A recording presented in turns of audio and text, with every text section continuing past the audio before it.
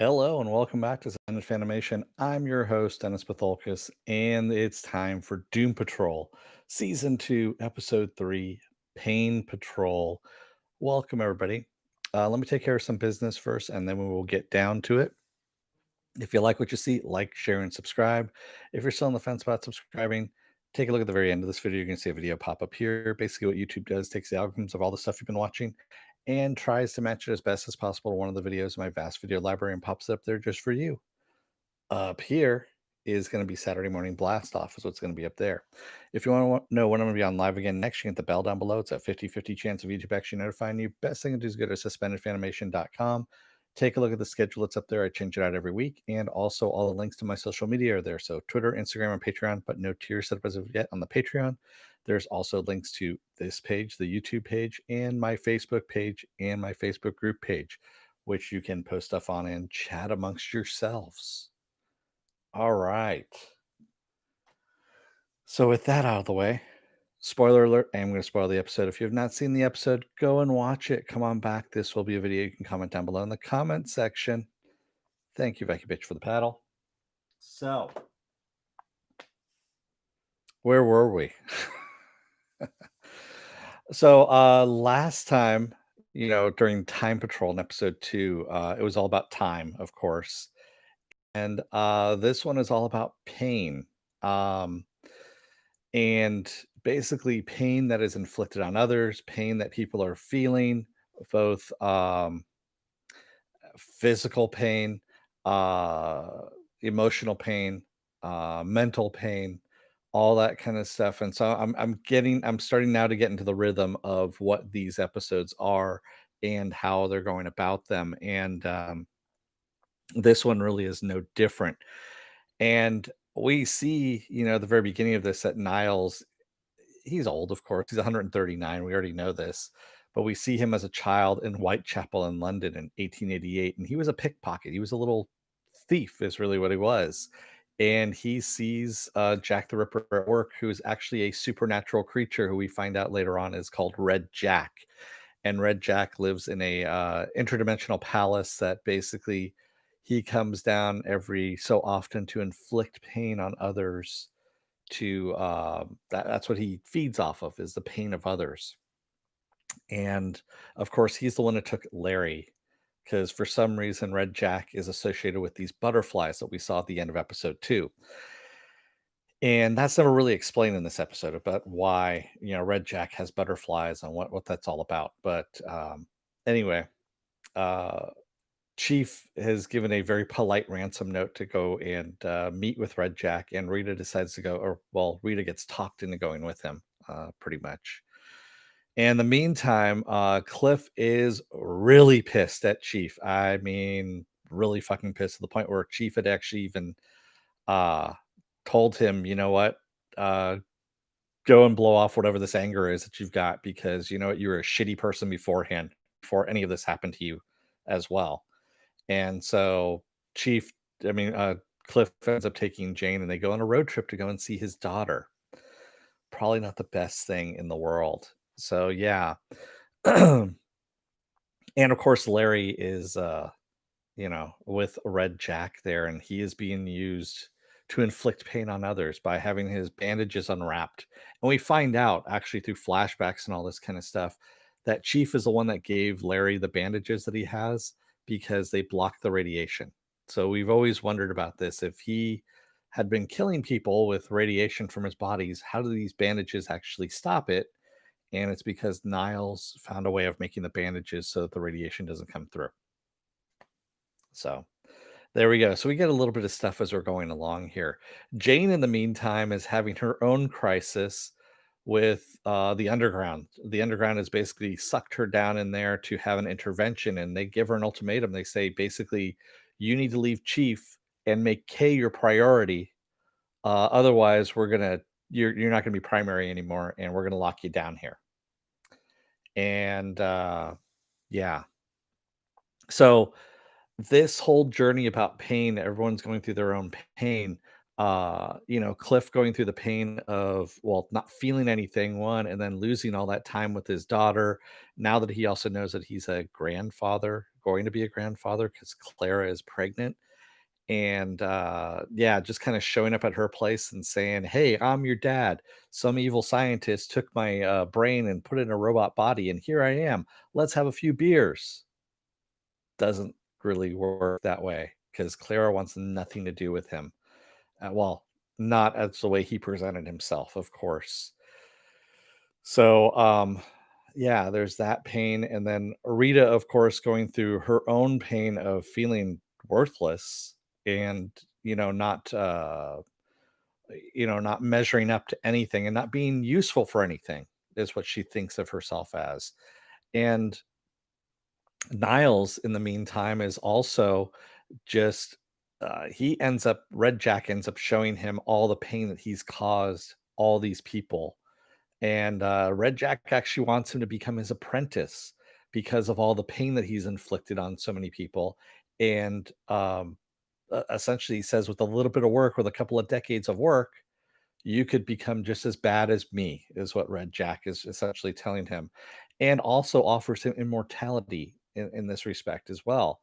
And you see Niles actually think about it for a second, thinking about accepting this offer, and he finally is like, "Nope, not gonna do it." He goes, "I did it for a different reason." He goes, "I did it because I was trying to save someone I loved." And Red Jack actually asks him, he goes, "What did their pain feel like? Or what did it taste like?" Is what he asks them. And of course, Niles comes back with ash and dust. So of course, Red Jack's like, "Well, fuck it. If you're not gonna join me, then you're gonna become one of my experiments, kind of thing, or one of the people that I prey upon." And essentially puts him in a robot body and shows him what it's like, what everything that he's done. And it's pretty fucked up.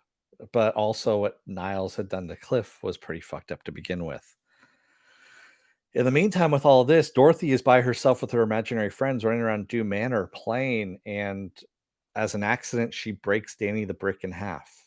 And yeah, there's some consequences to be had with that. And at the very end of all of this, we see Rita helping Larry escape as they're sprouting butterfly wings out of their back.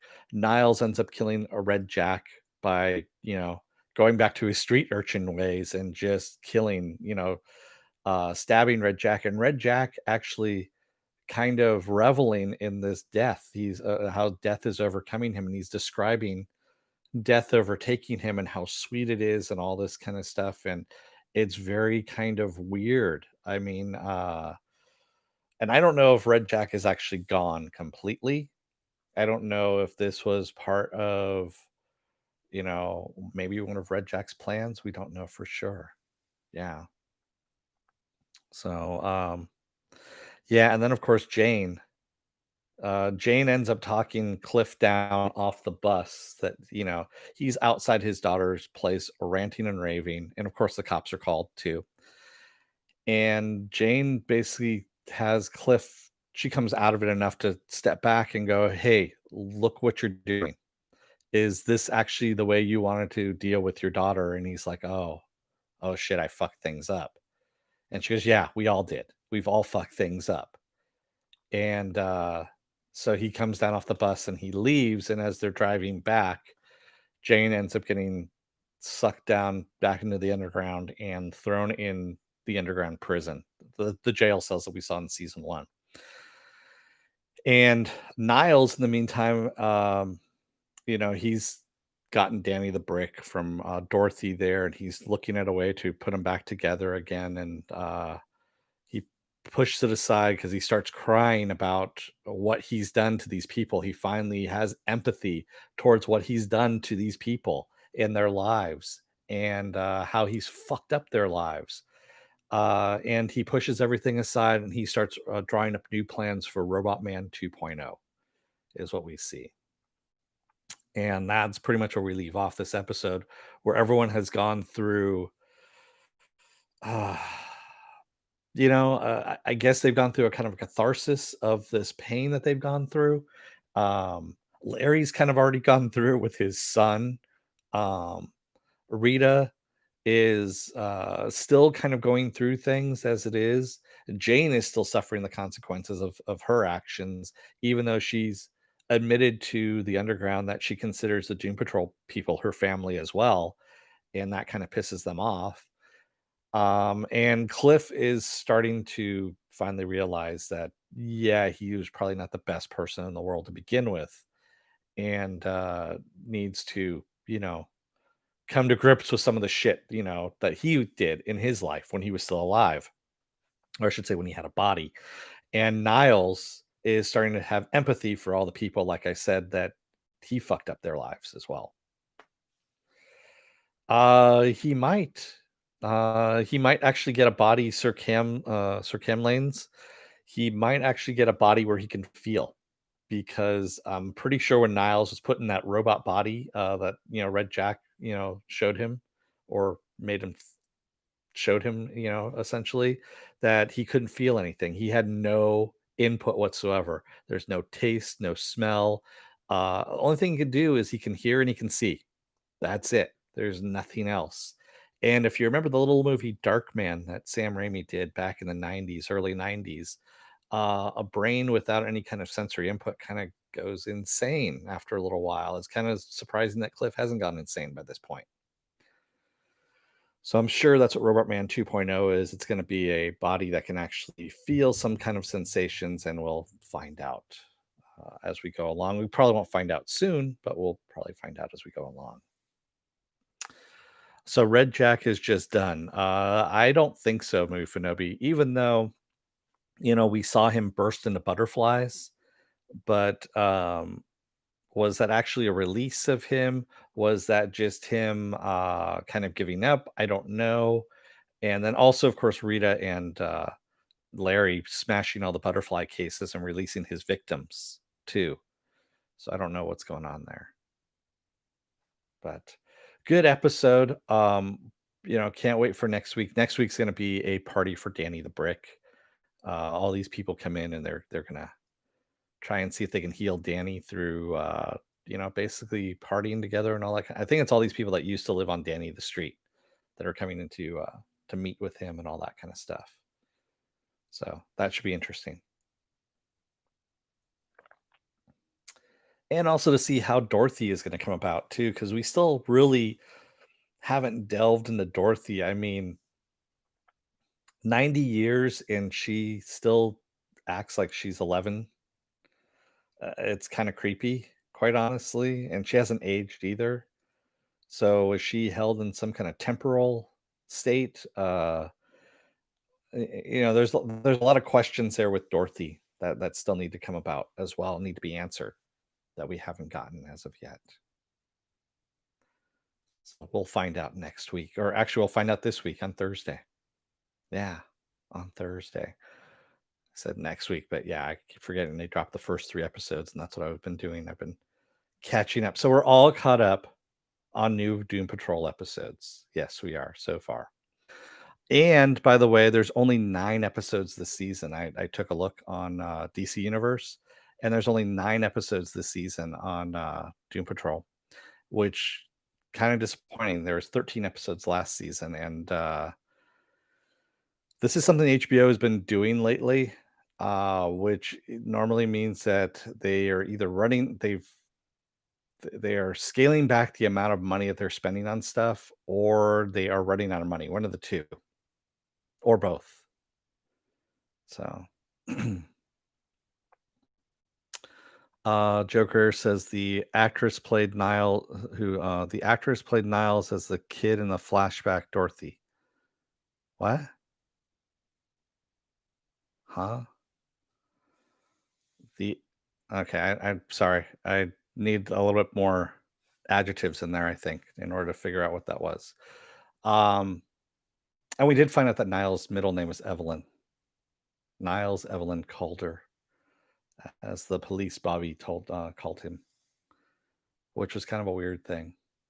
But not for then. At Victorian England, for some reason, they gave men. Oh, you mean Abigail? I can't remember her last name. The actress who plays Dorothy. She was the one that played Niles as a child. Oh, okay. She played young. Okay, got it. That makes sense. Considering she has prosthetics on as Dorothy, so it changes her face a little bit. But yeah, Abigail Shapiro. That's her name. Yeah, took me a while to remember there. Clicked back in. So yeah, some good stuff in there. And I loved how we got to see also Rita and Larry, how they kind of clicked together in the flashbacks of when Larry first came to the house, came to Doom Manor in 1966, and how she showed him around. And that Niles wasn't there for, he basically brought Larry in there and said, "You're in Rita's hands, and then I gotta go and take care of something else. See ya, bye." And then he and Rita were the ones that actually bonded together, and seeing that was actually kind of nice. And you kind of got a little bit more about what their relationship was.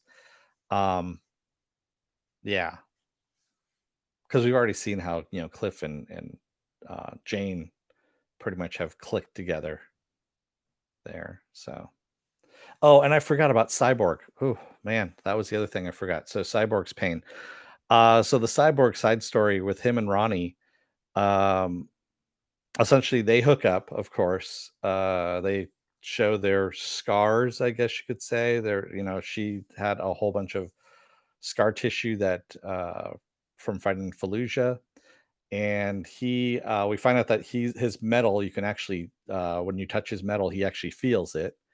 And so afterwards, she kind of is standoffish and says, once people find out about me, they don't want to be with me anymore, kind of thing. And he's like, I find that hard to believe. And he asks her out on a date.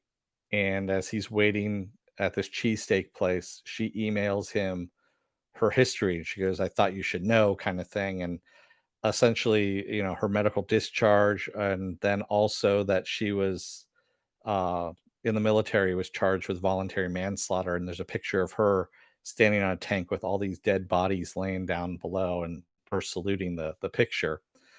And he gets up and walks out, and she's outside, waiting for him essentially to see what his reaction was going to be to the email. And of course, he gets up and walks out and just kind of leaves. So that was her big thing that we were going to find out about. Which is also another thing about pain, that that this goes into this whole thing about pain patrol.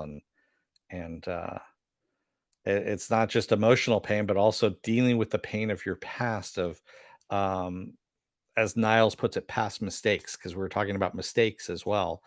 And how do you make amends on that, especially when the mistakes are so fucking severe for some people. As Rita puts it, pretty words cannot mend those, do not suffice as apologies. And yeah, so powerful stuff on this episode. But then again, we don't expect anything less from this show. This show is actually, like I said, it's head and tails above everything else. It's probably one of the best written shows on TV, um, or streaming, whatever you want to call it. And it's most comic book accurate too. It's got a lot of comic book stuff drawn directly from the comics. And it's just awesome. It really is. It's just a really damn good show. And it'd be a shame if it doesn't go beyond season 2, just because AT&T cokeheads. That's all I'm gonna say on that one.